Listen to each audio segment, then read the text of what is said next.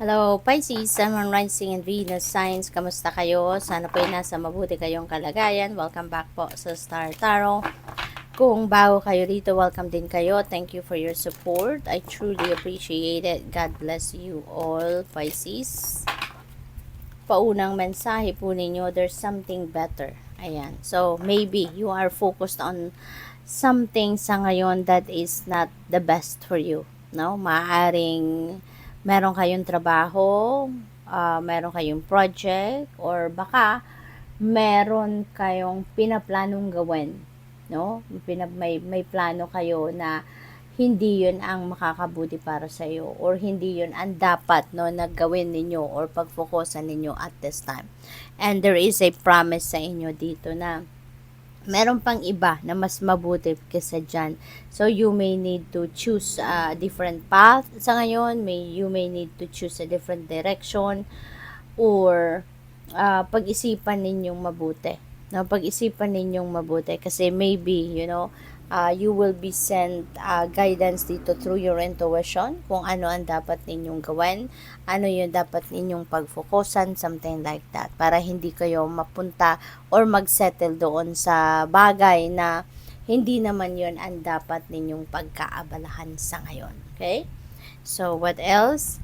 We have look for a sign. Ayan. So, probably,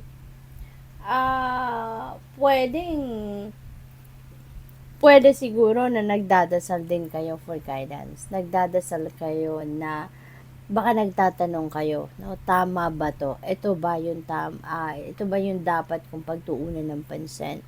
No, kaya maaari din na naghihingi kayo ng specific sign bilang sagot, 'di ba, sa inyo ng universe kung doon sa inyong tinatanong. Kaya iniimbitahan din kayo rito na hanapin ninyo, tignan ninyo kung ano yung mga sign na yan. Kasi probably ito yung sign na hinihingi mo, no, para magkaroon ka ng go signal if where you are heading na, 'di ba? Or pwede rin na yung look for a sign na to, mensahe para sa inyo, no, na tignan mo, I'm sending you signs, no, symbols and synchronicities, no, na makakatulong sa iyo na malinawan ang inyong isipan, no? So pwedeng ganun 'yun. What else? We have big happy changes. Wow, napakaganda. This is very optimistic and very promising na mensahe para sa inyo. Merong malaki at masayang pagbabago. Maraming pagbabago kasi changes, 'di ba? So maraming areas of life dito magkakaroon ng changes, magkakaroon ng mga adjustment, magkakaroon ng transformation, no? And this is really beautiful kasi pwedeng sa lahat ng area ng buhay ninyo pwedeng may ganon, 'di ba? Kasi big to big changes. So this could be this could be a massive change, no, sa buhay ninyo. So pwedeng mag-resonate ito sa iba't ibang parte ng buhay ninyo, or pwedeng isa, dalawa ang areas of life na magbabago pero malakihan, ano? So pwedeng ganun din ang ganap.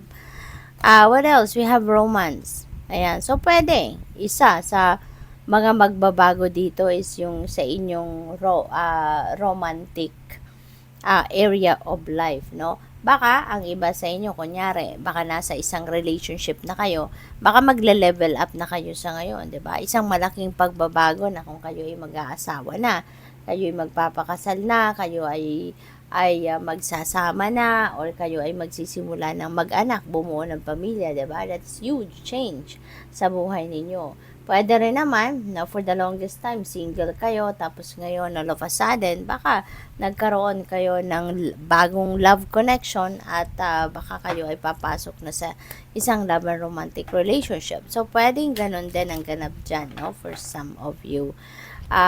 That is huge change talaga sa buhay ninyo, hindi ba? Or it could be in anything, then any area of life, no? We have access your gifts, explore your treasure chest, and accept who you truly are. Ayan. So, maybe sa ngayon, magigising na kayo sa katotohanan, no, na you have gifts, no? You are gifted. You are given gifts by the divine. At maaring sa ngayon, mararecognize mo na to, makikita mo na, 'di ba, na meron kang mga ganon, at you are going to learn to embrace it now. Maaring unti-unti i-acknowledge mo na to na meron kang ganun mga mga gifts na ganon at maaari, no, na-embrace mo na yan sa ngayon, gamitin mo na at i-practice mo na. What else? We have listen to your heart, awaken psychic abilities, tune into the infinite. Ayan, listen to your heart. Pakinggan mo, 'di ba, ang bulong ng inyong puso, ang bulong ng iyong intuition, 'di ba? Maaari din na mayroong mga pinapadala ang universe sa inyo ng mga vision, yung mga ganon, ano. Kaya maaari talaga, no, na ito yung mga gifts ninyo, no, magigising na. Maaari din na talagang ang diwa din ninyo, yung logical mind ninyo will be also be awakened, no, at ngayon sisimulan mo na din na tanggapin at i-embrace na, i-welcome na sa buhay ninyo talaga kung ano man ang inyong mga psychic abilities. What else? We have be a beacon, be an inspiration and light the way for others. Ayan, napakalaki ng inyong mission sa buhay sa ngayon, no?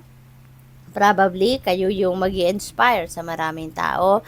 Maaring kayo ang takbuhan, no? Maaring ikaw yung, maybe you're very compassionate, you're very helpful, very supportive of other people, at kayo yung takbuhan whenever they need advice, whenever they need help in any shape or form. Maaring ikaw yung lapitin ng mga tao, no? Maaring ikaw din yung nagga-guide sa kanila, no? Baka ikaw yung sandalan talaga nila, ikaw yung rock nila, and you are the source of their light, no? You are the source of their guidance, no? So pwedeng ganun ang sitwasyon dito.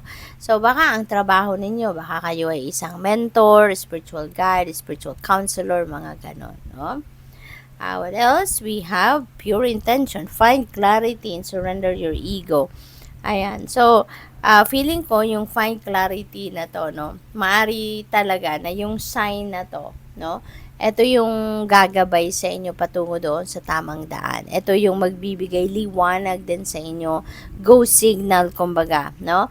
At kasi maaring meron nga kayong mga pinaplano sa buhay, no? At maaring yun ang itinatanong ninyo, kung tama ba, nasa tamang daan ka ba, are you on the right path, are you making the right decision, yung parang ganon. Kaya you will be able, no, to find that clarity through these signs siguro, no, na pinapadala sa inyo ng universe. Kaya you need to pay attention to those signs, na yung specific signs siguro na hinihingi ninyo, yun ang napipick up ko dyan. So good luck, thank you for watching Love and Light, namaste.